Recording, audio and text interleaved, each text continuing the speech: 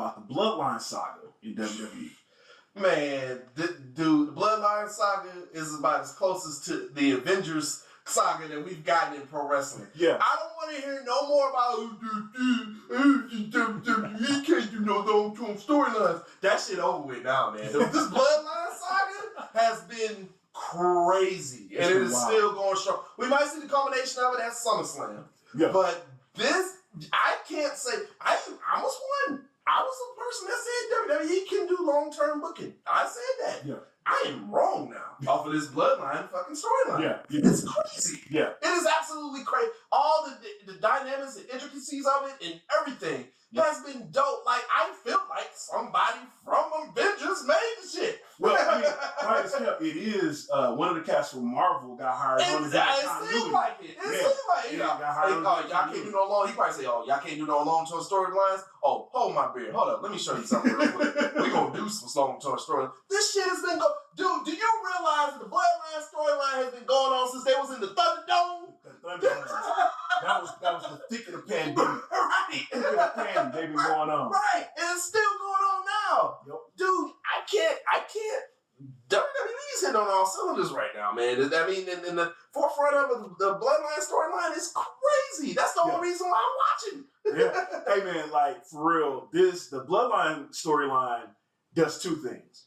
It shows you how good Triple H is. Yes. Right? Now, it started with Vince, right? Mm-hmm. And honestly, quiet as kept, it started from a weird place with Vince, right? Because Vince originally turned Roman Reigns heel, right? If you remember, because Roman Reigns went home during the pandemic, because he was like, "Look, I just had leukemia, my joints are in remission. Right. I'm not about to be out here with this pandemic, right?" Right. When he came back, Vince was like, "Oh, the fans are gonna hate you for that." Oh, okay, cool. Let's do it. Let's do it. And listen, I said this before on the show. They needed to let Big Joe NOIE let him go. Big Joe NOIE. When he was Roman Reigns, he was the top baby face and all that, and he was suffering succotash on Raw. He would do interviews. He would do interviews, and he would get an interview like, "Yeah, but like nobody's as good as me though." Right.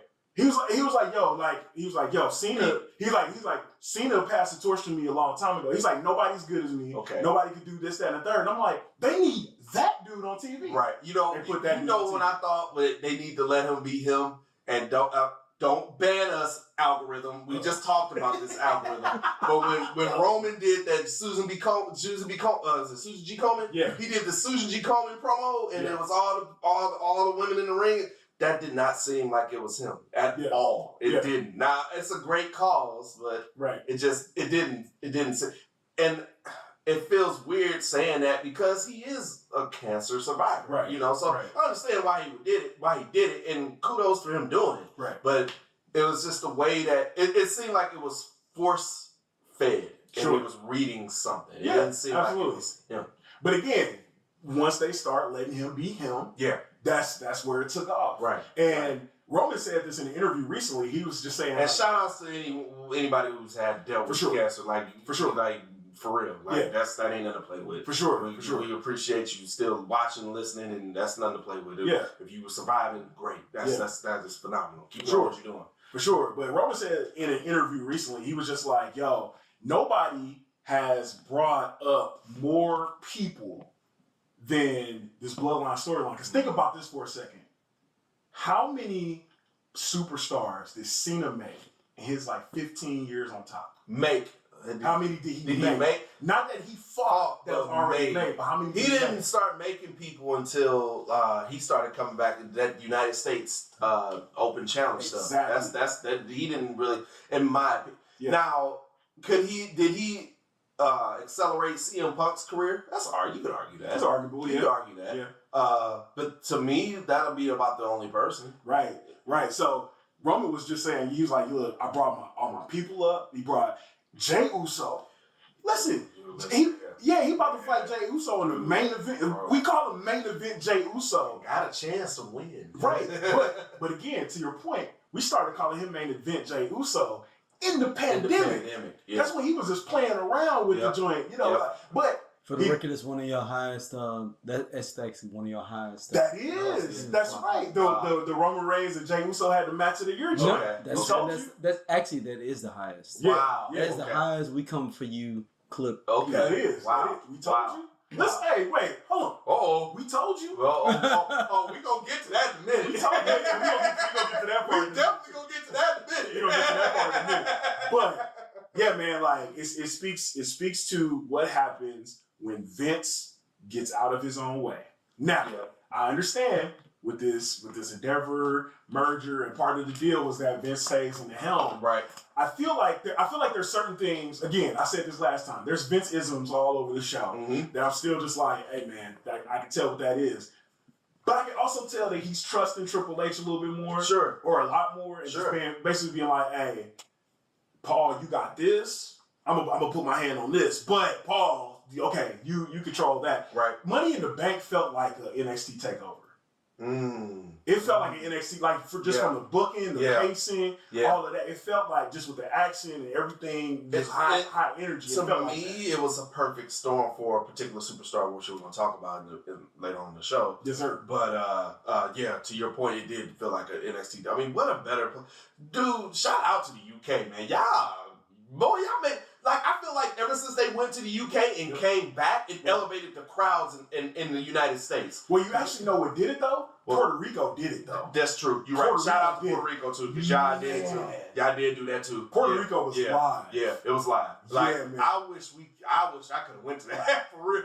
If y'all going to do WrestleMania Backlash in Puerto Rico every year, hey man, I might have to make that up. I would do that over Mania, to be honest. Hey, Puerto Rico's dope. Yeah. Puerto Rico's dope. I ain't gonna lie to you. And my wife got a homie down there. Okay. Yeah, we might need to make something happen. We can make something happen. We can definitely make something happen. So, Big Dame also asks on the AEW side of the house, he asks, what do we think about the brand new AEW show, Collision? The Saturday night show. That's going to be your expertise, man. Okay. To answer this question, I haven't really watched. I think, so back when I was little, Saturday night at 6:05, you watched WCW Saturday night. But that was at the height of the Attitude Era. I mean, that's when you were watching wrestling. Right? That was the thing to watch. I don't know, man. I don't think I'm watching AEW on a Saturday night, man. I think I'm going to get me something to drink. Well, I got something on the grill, and I'm chilling, and I'm just not watching wrestling on a Saturday night. To me, Friday nights and Saturday nights, if it's not a premium live event, pay-per-view, fuck this shit. If it's a pay-per-view, I pay $9.99 for that shit. I'm old, man. It's a pay-per-view. It's a pay-per-view. Okay. I don't give a shit. Here, mama named it a pay-per-view. I'm calling it pay-per-view. I'm calling it it's a fucking pay-per-view.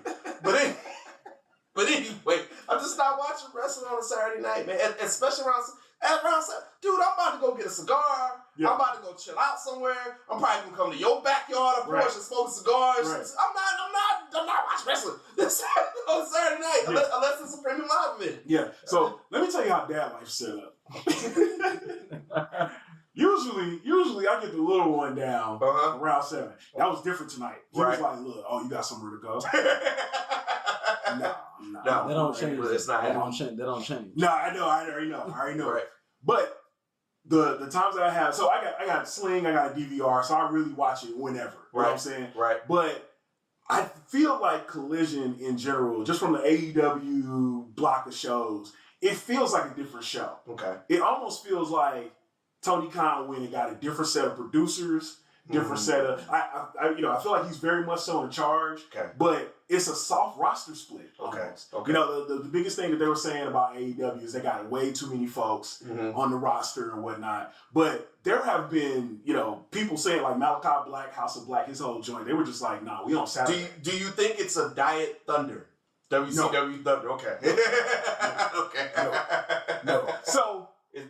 Do you think it's a Diet Shotgun Saturday Night? I'm taking it back. No. Tell me if you know about Shotgun Saturday Night, hit us up. WeCominForYouCast@gmail.com. Tell me if you know about Shotgun Saturday Night. Bro, I'll tell you this: Shotgun Saturday Night was a Diet ECW in the number. It was. You're right.